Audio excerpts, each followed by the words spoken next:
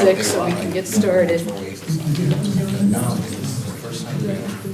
only problem I have Sure, with that, calling the meeting to order, gentlemen and ladies of the legislature, welcome everybody. Would you like to take roll? Sure, Madam Chairwoman.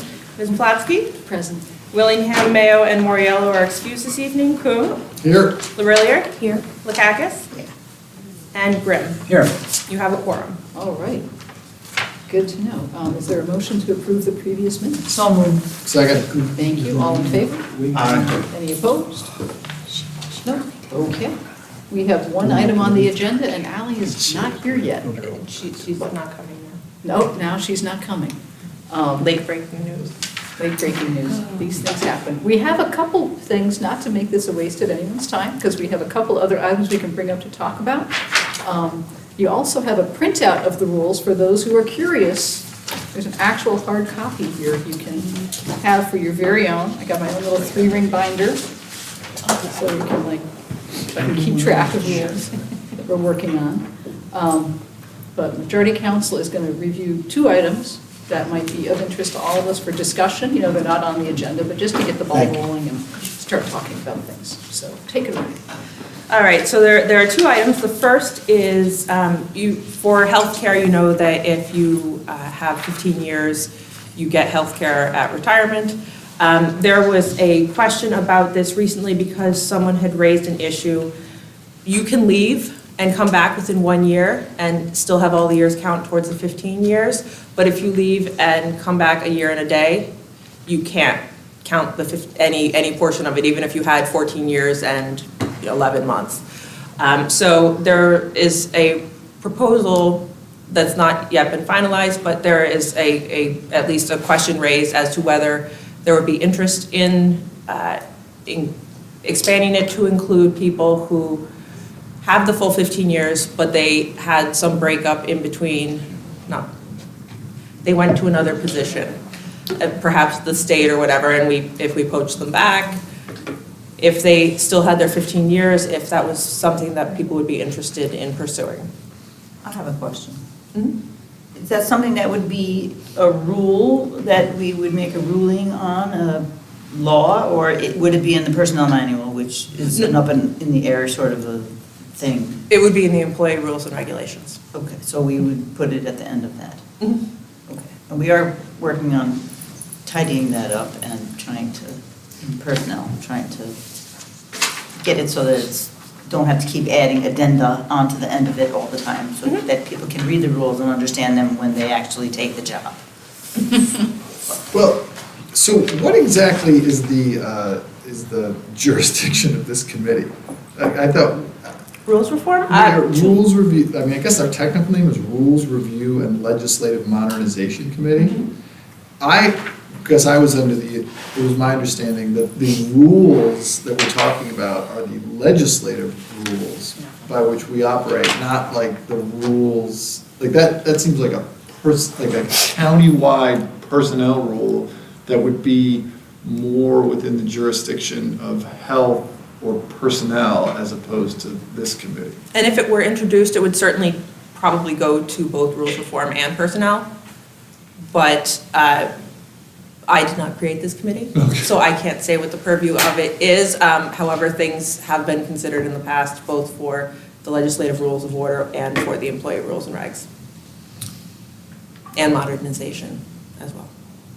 And what was the proposed change wanted to be? That it just should be a certain amount, no matter 1 year and 1 day, or that would waive the year?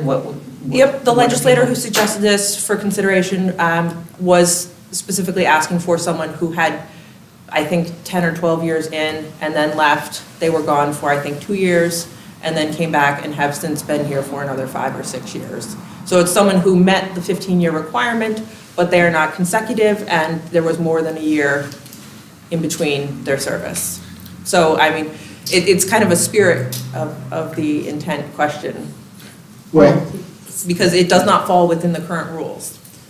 They wouldn't get credit for being away the 3 years at the state. No, it would just be for their time It would be solid in the county. county experience, only maybe it might be split up. The issue is whether you can go away for more than a year and still get back in. Okay. we're just talking about full-time employees, right? Yeah, it would be full-time We're employees. not talking about ourselves. in any capacity. I think technically you are full-time employees for certain purposes, but yes, no, not for you. Okay, well, I guess here's my initial response to that. I think one of the challenges that we have as a county that I hear over and over again on personnel is the trouble we have, the difficulty we have keeping, recruiting and retaining qualified people. If there was a potential person out there who had, whatever it might be, 12 or 13 or something like that, or maybe less, maybe 8 years of experience with the county, and they were contemplating coming back and working for the county again, and one of the ways that we could make that more attractive is to say, well, you could, use the time that you previously worked here and add it to whatever new time you have and, potentially eventually qualify for this benefit.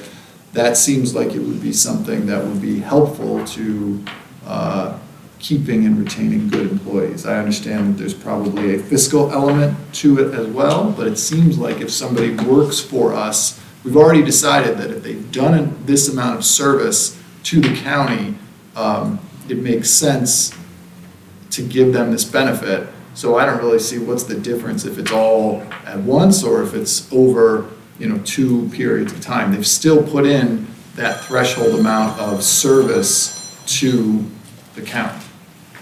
That's my initial read on it. Yes, Mr. Yeah, I look at it exactly the opposite. You're I'm so saying, surprised. if you- I'm not with you, Mark. if you're saying, okay, go ahead and go work for the state, but, you can always come back and cash in on your 15 years if you add it up. We want to retain them, so to me, we're giving them an opening. If they really want to get a 15, then we should be able to retain them until they get their 15. We ran into this when I was down at the dormitory authority. One of the problems was that people would come to us after having 5 years or 8 years of state service, but not, or municipal service. And then they would come with us, and we had, I think, a 10-year vesting. They would come with us for 2 years. We would honor the other 8 years. But then when they retired, we were on the hook in perpetuity for the 90% of their insurance bill. So you could have someone who had 5 years here, go to work for the state for 9 years, come back here, and then, because I don't think we're counting their state service towards county seniority, they could work, we'll say they were here 8 years, and then they went someplace else and came back here, and then you'd be on the hook for their insurance in perpetuity for the rest of their retirement, until Medicare kicked in. Just so I understand, I think if you were here 8 years, went away for 2 years, you come back, you'd still have to work another 7 years to get the 15 years of county service. Okay, well, So the I'm probably not using the correct numbers, but there are definitely scenarios where the county would end up picking up potentially a large portion, I would think. You could, I'm not a committee, can I speak to that? Yeah. Well, in his example, you could do 14 years in the county, go work to the state, make additional, better money, let's say, for 15 years. Yeah. Come back here for your last year, and then the county's on the hook for the thing. Yeah. It is For the the health incentive. Much better The example. 15 years is the incentive to keep people in the job, and we lowered it from 20 to 15 Yeah. recently for those who come into the career later, to attract them later in their career to come to maybe spend 15 years with us. So I think that is the incentive, Jeff, the retention part is get to 15 straight. Yeah. Sue, were you gonna?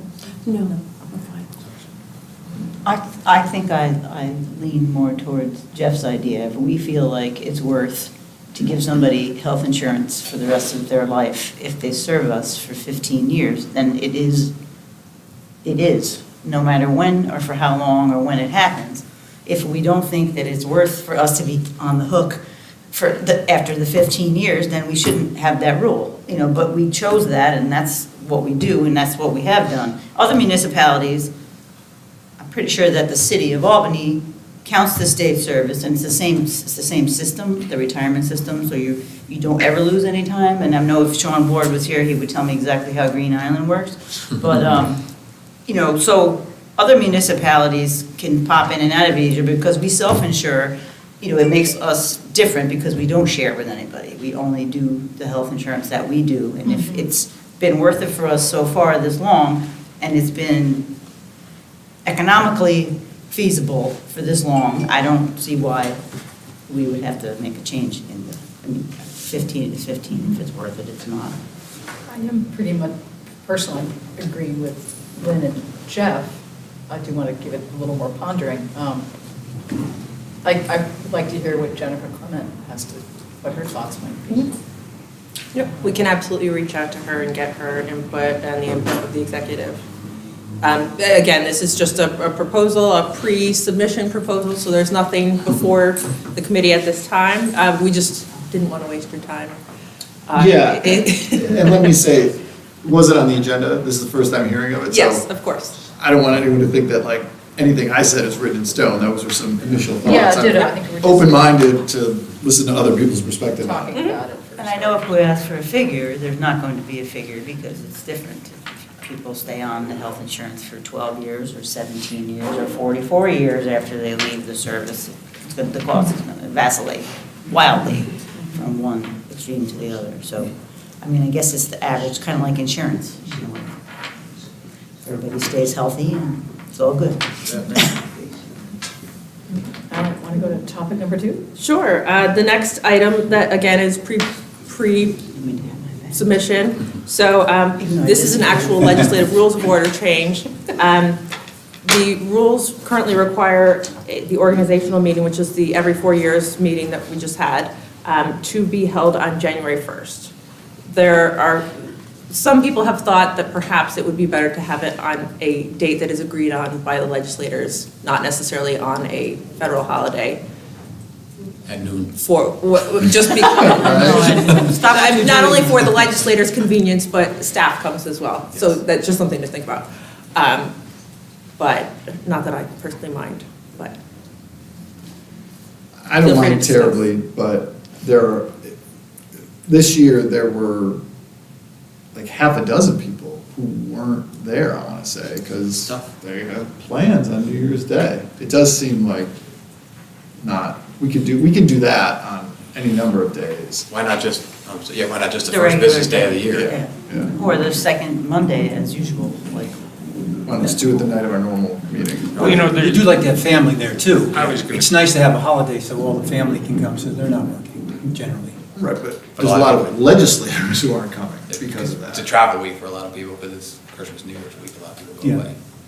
Yeah. And speaking strictly for myself, I don't have family in the area, so, except my husband, so we would generally be traveling. And yeah, it's only once every 4 years, but it's something to Big think event. about. It was a very lovely ceremony. I thought it was done really nicely this year. Yes. As a Does that recent require? person, I'm sorry. I was very happy that my kids didn't have to take the day off from work to be there, and they were already home for Yeah. the holidays, so it worked well that way. I Yeah. agree with you. Uh-huh. It works both ways, in some Yeah. ways, yeah. If the kids, they can travel there in their home so they can see it, yeah, which is a big kick for the kids. Yeah, it does work. both ways. Does that require a charter change, or is that just? Nope, it would just be a legislative rules of order change. Okay, not a big deal either way. Nope. But again, just something to consider since we're already here and our item is not moving forward. What time is it? Can we talk about the Zoom thing or no? 6:16. Sure. Do people feel like it's okay for the public to come to our meetings via Zoom? The meetings that we are required to be at and cannot not come to? Or is that something that, the only thing that as negative that I heard was that it might cause more people to sign up. And once in the past, Pat reminded me that all the people from Long Island came for the vaping, which was all the people in black suits just coming on in. It was quite fun. But I don't know if it had to be limited by time, just like our just like our meetings are, if there's 100 people show up, they all can't speak. So so it's just something to, I didn't know if people cared. I'm okay with people participating remotely, I guess, as long as they're from the county, right? I wouldn't want this to be where you've got people calling in from far-flung places, throughout the country to opine on our things. But if somebody's, and I know there isn't, you don't actually have to live in the county to come speak at our meetings, but I feel like if you're gonna come in person, fine. If you're gonna Zoom in, you should have to be from the county. That way we can at least control the scenario where we've got a bunch of people from outside the county sort of opining on things. And what if we pass Ally's thing that was on the agenda for today, and then we would know ahead of time who the people are, if they represent anyone? And if we don't, then maybe when you sign up for Zoom, there could be a little more information about, who they are. Because you want to make sure they're not bombing you, right? That too. How do we stand with when we put our minutes out there, our meetings for the public to see? Is there any statistics, how many people from the public watch our previous meetings? To see how much interest is out there for something like that. Do we get a big turnout? When we first passed that, we thought it was going to be a tremendous turnout. 300,000 people in Albany County were going to jump right to our meetings like this. Well, I can But I tell wonder you a statistic on it. it's not 300,000 or close. I think for most committee meetings, like these Like this. weekly committee meetings, it's probably about 20 people who watch. And then it's higher for the legislative meetings, closer to 50. Just interesting, last night, there was 165 the last. Yeah, that was higher. That was the big meeting. 222 as of this morning, How many was it? 222. Yeah, that's good. That was a hanging meeting, so you can come watch Rockwood, something. That was a good meeting. Academy Award winner. Those are tough. Oh, Yes, Paul? this year ain't tough, so. Didn't we put something in place about signing up certain times, and you were supposed to give precedence to county residents or people who owned a business in the county? And there was also people who wanted to speak on matters that were on the agenda that night were supposed to go first, as opposed to people who come in and just normally have some other topic at the top of their minds, so that if there was a limited pool of time, it would be residents or people who owned businesses first, and you had to sign in and register. We did pass something like that. Wait, I know we talked about it. We It was talked about it in the discussed, context of it was the- not passed. The only thing that's in there now is that people who are speaking on the agenda Right, agenda part. can go before people who are speaking on items not on the agenda. But didn't it also include, I thought we carved out something for business owners? Because No, I gave an I don't think example so. of someone who lives one block outside of Colony, on Walnut Street in Niskayuna, who owns a business in Albany County that has 400 employees. And that person should have the same ability to speak as a resident, because they are in essence a commercial resident. Well, they do currently. There's no discrimination between residents and non-residents. So what's the current practice and what's that based on? There's not Uh, a so- rule about it, right? There is a rule. The current rule is that anyone can speak. You get precedence only if you are speaking on a matter on the agenda. It doesn't matter where you live or where you're from or anything like that. There's no rule about it currently. But- Ally's rule, the proposed rule, the one that was on the agenda tonight, would just make you say what municipality you live in. It doesn't bar anyone from speaking, period. It doesn't give any precedence. But we don't particularly follow that other rule, though, agenda stuff right now. No, I mean, it's really in the chair's discretion anyway. And plus, we don't necessarily know exactly what people are gonna talk about when they get up there regardless, Would that be so. more like on a really busy night when you have a ton of people? Yeah, it would, versus exactly. If three you or have four 200 speakers? people signed up, then you're gonna wanna let people who actually are speaking on the agenda speak first. That would make more sense. Mhm. And as soon as you start telling people, okay, if you want to talk about this, you've got a higher priority than people want to talk about that, you run into, I would think, First Amendment kind of stuff. Carol's gonna get mad too. That She was goes kind of number one, that's the only rule we have, But- Carol goes But first. that's sort of the Not usually on point, is agenda. if you have 30 people to sign up, and there are people who are actually affected by things that are going to be potentially passed that night, and somebody wants to come in and talk about the butterflies, you know, you're in essence disenfranchising people who are potentially affected by your legislation. You know, because I've been here where we've had so many speakers, when we stopped at 7:15 and said, anyone who wants to speak after the meeting, you can. Good luck with that. Yeah, exactly. The vote's over. Yeah, I mean, we go in order of sign up. So the lesson there is to sign up earlier because you will definitely get to speak if you are the first person to sign up. Whereas if there are 200 people and you are the 200th, and you may get your chance to speak at 11 p.m., but depending on the meeting, you may not be able to stay or any number of other reasons. Because, Jeff is right. I mean, we can't be saying your item gets priority because we're cool with it. Right, we can't tell Well, not people. because we're cool with it. Not, Because well, no, you can because speak, it's on but the you agenda, can't, but based like, upon we what can't they think pick and they're gonna choose say. which topics that you get to Well, speak no, about. in a there public was setting. a agenda ones. form where it actually said, are you speaking on something before the legislature tonight?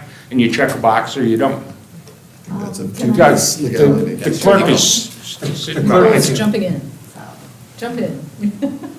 So before the pandemic, what we did was I had 4 sign-up sheets. 2 of the sign-up sheets if you're an Albany County resident and if you're speaking on a topic that's on the agenda.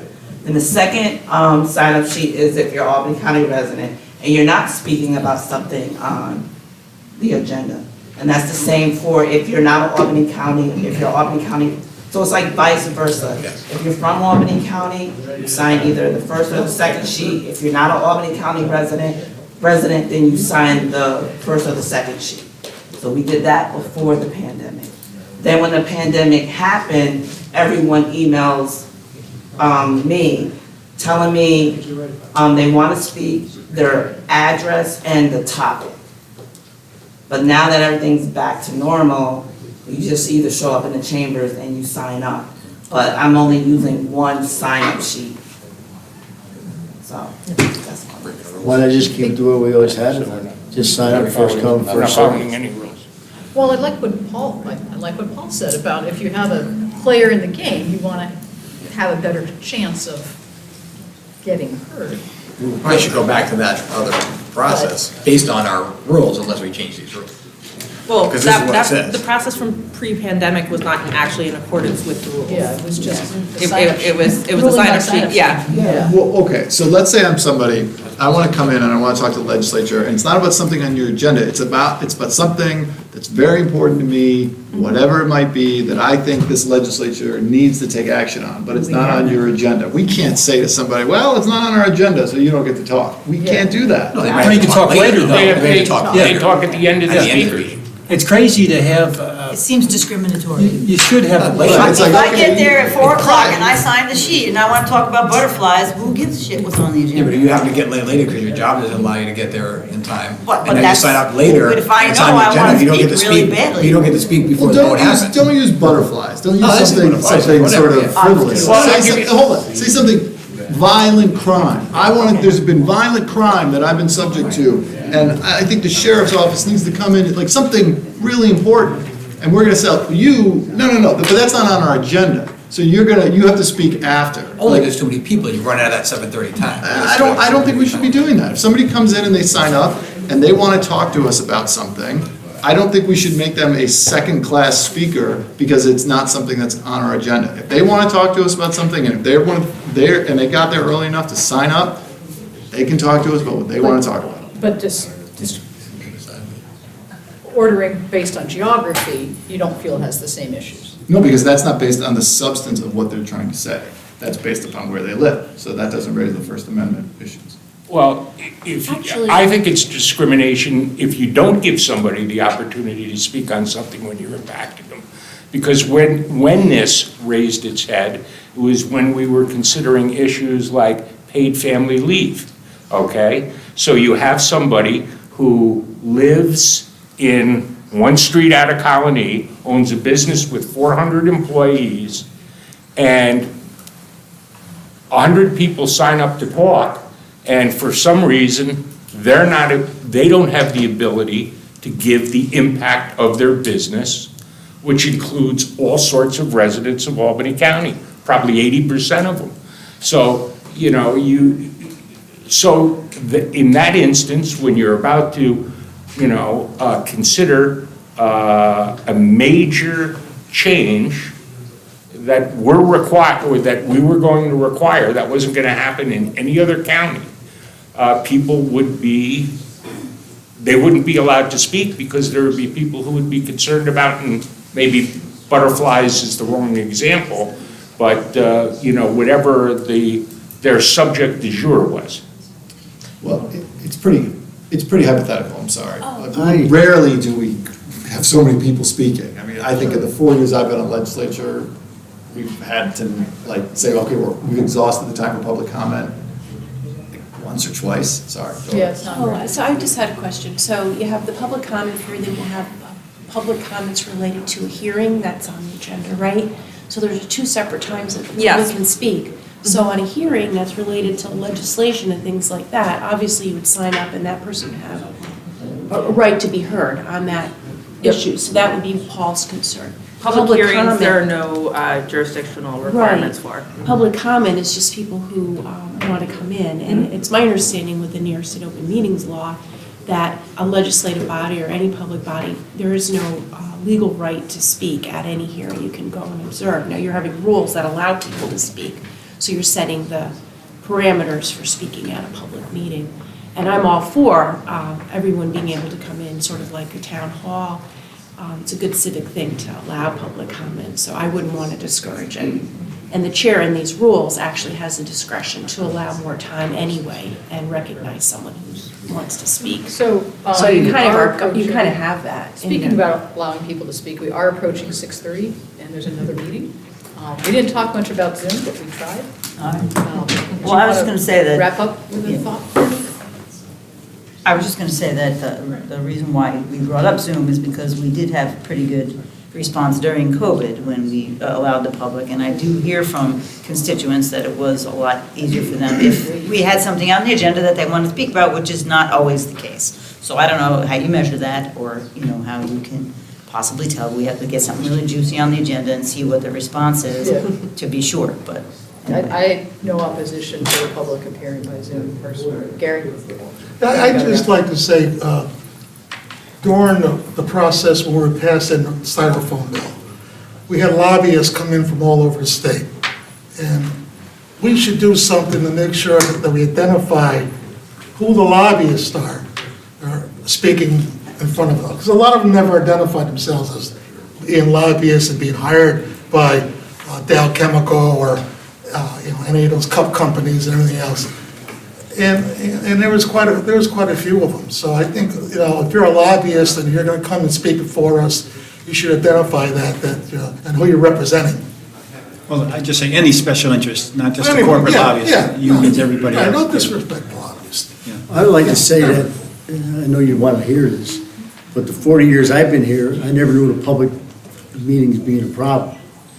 And I think if we're off the base and we don't let first come, first serve, and they come to talk to us about issues that they think are important, not a business, or any individual. I don't recall any of this ever being a problem.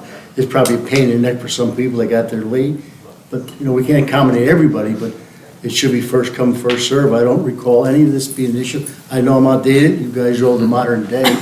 You probably hear all the complaints I don't hear because you're all on that social media stuff. But I don't recall anybody complaining to me about the public hearings. That's only me. You're not gonna listen to me anyway, but I'm letting you know. Well, all good topics to keep pondering. Yeah, hey, motion to adjourn, anybody? Yes. Second. Mr. Grimm, second by Mr. Roper. All in favor? Gil got the last word. Have a nice night.